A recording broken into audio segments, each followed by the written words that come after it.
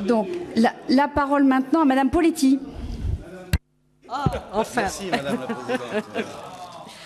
Bien, alors, rapidement, parce que 2 minutes, c'est quand même pas beaucoup pour réussir à dire des choses.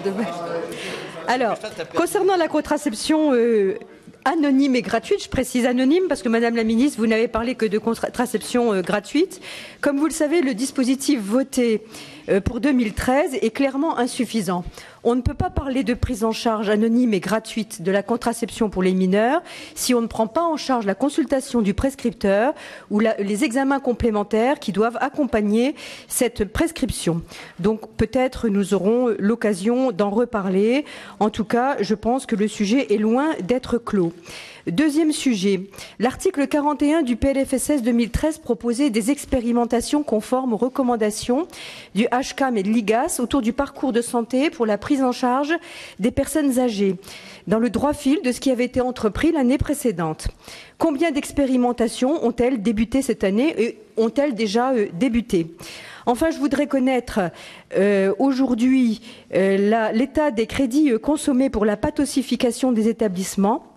Quel est aujourd'hui le montant des crédits non consommés pour le secteur des personnes handicapées et des personnes âgées sur l'OGD à la CNSA?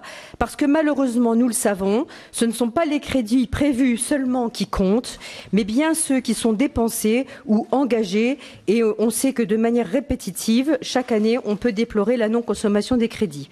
Concernant l'aide à la restructuration des services à domicile, je vous rappelle qu'un fonds de 50 millions d'euros avait déjà été décidé en 2011 pour 2012 et 2013 d'ailleurs.